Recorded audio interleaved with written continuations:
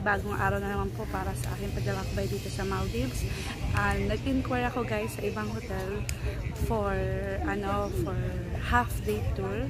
So nakakita ako sa ibang hotel, meron silang half day tour, $25 US lang. Sa hotel kasi na pinag-i-stayan ko guys is mahal. So habang sa pag-iikot-ikot ko dito sa Mafushi Island, merong isang hotel na nag-offer sa akin ng half day tour, $25 lang.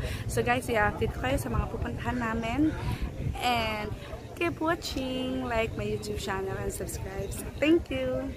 Ayan na guys, pupunta na kami ngayon sa para sa aming half day tour sa ibang island.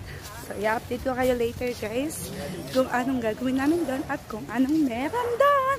Keep watching! It's a yellow place, so the Sugan Sim also here too. And after that we go to Turtle Reef to see the turtles. We just swim with the turtles. And after that we check for the dolphins again. The dolphins, it's like a big gift in us, but we'll try our best to find them. And after that we go to the sandbank for lunch. So we're gonna have lunch, you can swim there as well.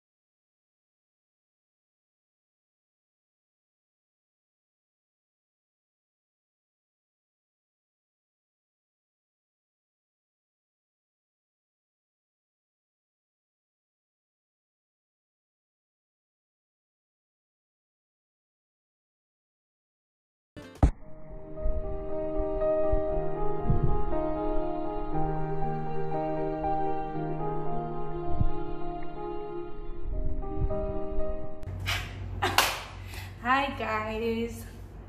It's raining here ngayon sa Maldives.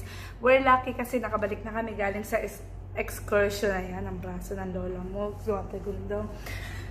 So guys, bigyan ko lang kayo ng mga tips para sa pagpunta dito sa Maldives.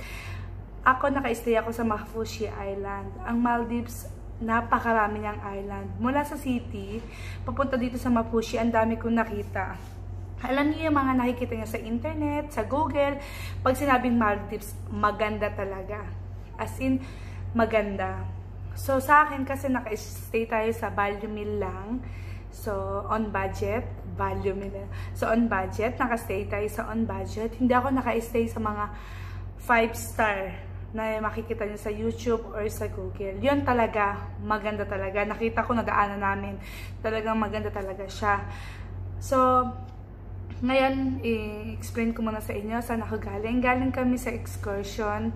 So, yung hotel na pinag-i-stayan ko, meron silang whole day tour at saka, wala silang half day, whole day tour lang. Mahal. Tapos, yung mga pupuntahan, talagang the best naman. Yung may nipahat kung tawagin. Para lang magpa-picture ka, magandang view, pero mahal. Ang pera kasi rito is rupya. Pero ang 15 rupiah nila is convert ng $1.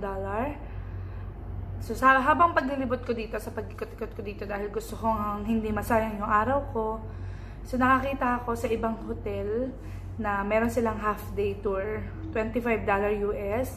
Ang pupuntahan is searching the turtle, searching the dolphin, tapos sa Virgin Island, yung walang nakatayo, dun kami nag-lunch. So, kung pupunta kayo dito guys sa Maldives, marami namang mga option, marami namang mga hotel na mura lang, marami ring mga day tour na mga pagpipilian. Hindi naman porket naka-stay ka dun sa hotel nyo is dun na kayo kukuha. Pwede kayong mag-ikot-ikot at mag-survey para malaman ninyo kung ano yung mas mura. Dahil, syempre bawat hotel meron silang kanya-kanyang price. So, medyo pricey dito sa hotel na pinag-i-stayan ko dahil whole day nga. So, hindi ko naman kailangan ng whole day para lang sa mga picture-picture. Napakamahal. If I'm not mistaken, $95 para sa whole day nila. Tapos, pera pa yung transpo. So, mga $130 US for the one-day trip. So, ito yung mga sinasabi ko sa inyo guys na makikita nyo sa YouTube at saka sa Google na mga island. Pero hindi ako din naka-stay. Pero nakita ko din sila naka-display dito. Ayan. Bigyan ko kayo ng example. Ayan. Diba nakikita natin sa internet yan. Siguro mga 5-star hotel yan. Mahal dyan guys. Kung magtatanong kayo sa akin kung ano yung mga budget na place lang, Mafushi Island. Pero wag kayong mag-expect na ganito kaganda ha. Katulad ng sa mga pictures na yan. Hindi siya ganun kaganda. Ayan. Pero pwede nyo naman bisitahin niya kasi may mga tours sila dito. Ayan. Bongga, diba? Ayan. Pwede nyo puntahan yan kasi may mga hotel na ino-offer para magpa-pictures dyan. Hindi kayo syempre pwede mag-stay dun sa hotel. Magpapa-picture lang kayo.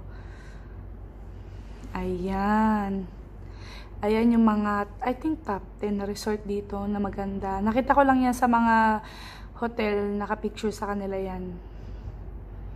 Ayan, ang ganda, diba? Ayan. Ayan, gaganda, diba? Pwede nyo mapuntahan yan para sa pag-picture-picture lang. Ayan. Ito ang mapa ng Maldives.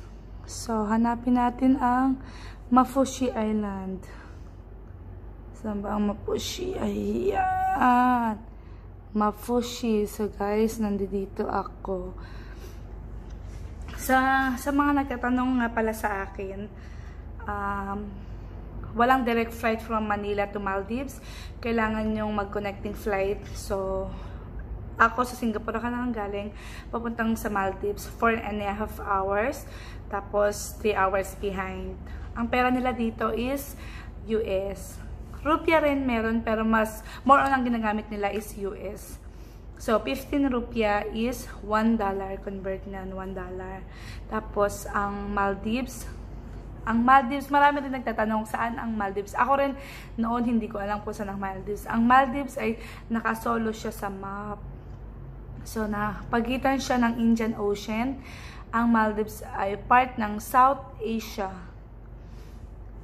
Tapos, ang mga tao dito is para silang mga Indian, ganon. Pero mababait. Thank you nga pala sa mga staff ng Kaani Grand Seaside. Tapos, sa mga Pilipinong staff dyan sa spa ng Kaani Grand Hotel. So, salamat nga pala sa pagsubaybay niyo sa akin sa pamamasyal ko dito sa Maldives. Salamat sa pagsama sa akin, sa mga nag-like at saka sa mga nag-subscribe ng channel ko. Thank you so much, guys. So, sana keep watching para naman ma-update kayo sa mga pupuntahan ko at saka sa mga ginagawa ko. Tapos, meron pa pala, guys, sa pagpunta ng Mafushi Island, kailangan i-double check nyo rin yung pag-alis ng boat. Kasi, more on, napupuntahan ninyong island is, syempre, wala sa city. Sa city muna kasi ako nag-stay.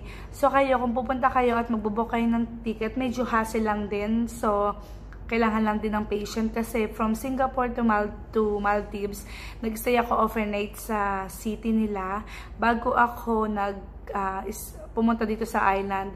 Pero pwede rin naman, depende din sa flight na kukunin nyo. Ako kasi gabi na nakarating. Pero kung ang kukunin yung booking is lunch or afternoon nandito late afternoon nandito na kayo sa Mafushi, pwede na kayo magdiretso sa island na pupuntahan niyo. It depends kung anong island ang pupuntahan niyo rito.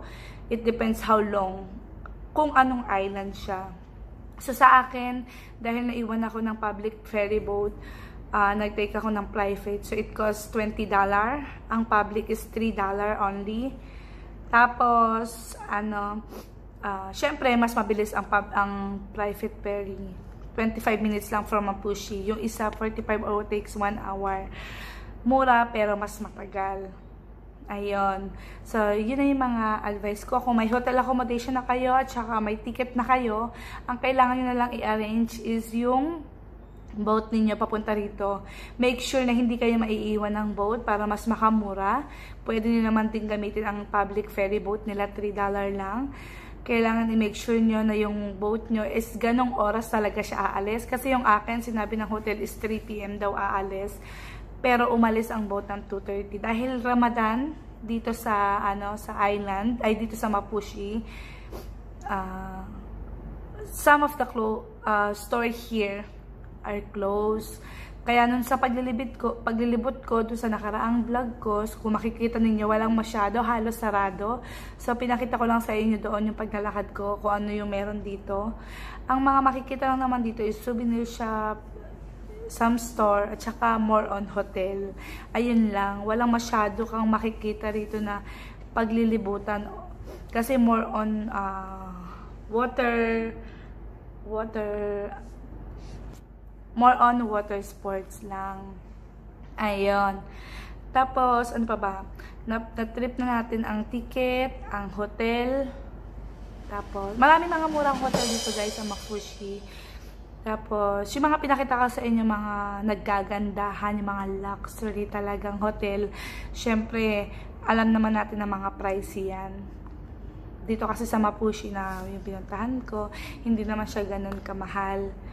Tapos, may bikini beach. Doon ka lang pwedeng magbikini. Hindi ka pwedeng palakad-lakad dito na alam mo na masyado kang daring. So, sa bikini beach, may mga nare-rentahan na upuan doon, $3 each. Tapos, pwede ka manghingi ng towel sa hotel mo. Stay ka doon sa bikini beach.